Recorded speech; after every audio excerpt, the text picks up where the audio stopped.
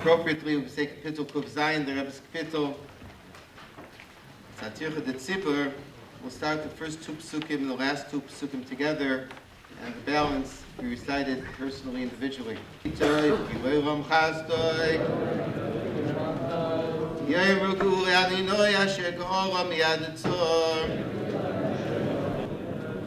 Haru b'soiv u'mochel, haru b'minum v'ugav, haru b'tziltzlei shoma, haru b'tziltzlei snuam, kol neshama taru yo, haru yo. We're all very touched and broken by this great tragedy that happened last week. We know that we cannot understand Hashem's ways, and also we have no way how to explain it. We witnessed a tremendous light that was created, a achdus that I don't know for many years, yet there was such an achdus between Klal Yisrael that the whole Jewish nation, even the ones that were anti, we could say, I would say it, in the greatest degree, spoke with great praise of the Shluchim, and praised and spoke so positive of them and everything that they did. And we witnessed also another great thing, how little Moshe was saved. We saw the miracles of Hashem, which is definitely through the bracha of the Rebbe. And we have to take this light. The Eibusha brought a light into the world. We have to take this light and transform it into our lives. The first thing that we must do, we must work on Avos Yisrael. Avos Yisrael, as Dr. Rebbe says, to see the qualities of the next person, to see how the next person may be even more than me. We have to see that a Jew is someone special. Every time we see a fellow Jew, we should greet him with a simcha.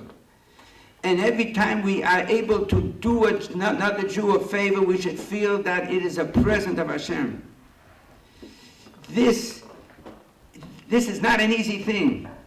But this we have to know, as we heard from Chassidim, that the fundamental of Judaism is dependent on this. And we should know, just like Hashem did miracles for Moshe, he could do miracles that we could get across this concept, that everyone should take upon himself, that he should give an hour a week for Mifsoim. He can't give an hour, let it be a half hour. Let it be in his business. Let it be calling a friend, learning with it. Let it be neshek. Those of you who know me know I'm somewhat of a world traveler on business. And I had the schus to visit the Holzbergs a number of times in my travels to India. You know, for those of you who've never been to India, I can tell you it's a very difficult place for a Yid to be. Aside from the Avodah Zarah, there's no food. It's very difficult. I didn't work in Mumbai most of the time. On Friday morning, I would always hop a jet, and I'd fly to Mumbai for Shabbos and to spend the weekend. And I wasn't alone.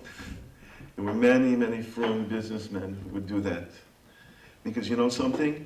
We all knew that as difficult as it was for us over the week, we all had a home in Mumbai.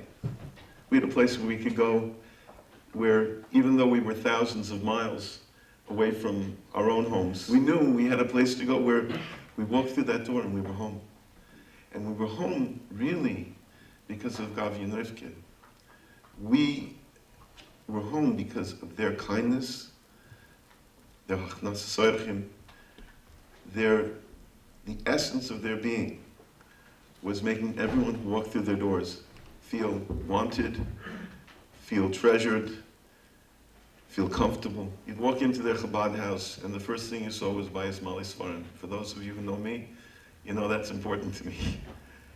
And inevitably, there were always Sfarim opened.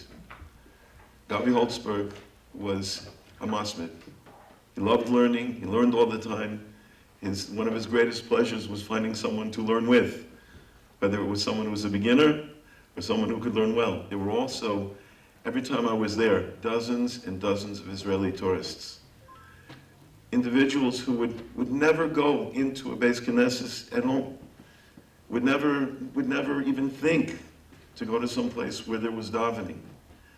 But they gladly came to Gavi and Rivka and their Chabad house, because it was a place where they too felt home, where they were treated with respect and with love, and they were dealt with on whatever level they came with, whether they learned a little bit or they knew nothing about Yiddishkeit. They were dealt with as friends, true friends. Friday night was something very special. Some people would call and say that they were coming. I usually sent an email just to let him know. But by far, there were dozens of people who just showed up. And they were ready for them. The preparation was difficult. As I said, hard to find kosher food in India. So Rivka baked all the baked goods herself. And Gavi went and he shechted himself. And he used those for his guests in the Chabad house and for other Jews in Mumbai who wanted to eat kosher. After he was there, there was not a source of kosher meat before him.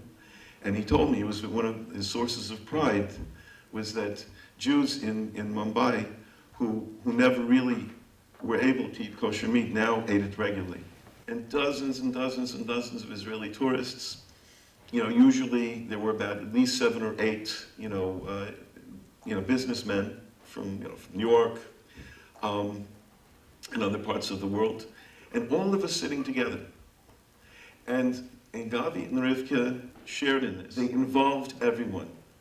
The Jewish businessmen that were there were encouraged to say Divrei Torah, and the Israeli tourists that were there were asked to just share their experience. If they knew a story, or they wanted to say something, on the Parsha, or just what they were doing, and a little bit about themselves. Everyone felt that they were the special guest. Because Gavi would walk around the table and engage everybody, and you could see that he took so much pleasure in just having us all there. They were probably two of the most caring people that I've met.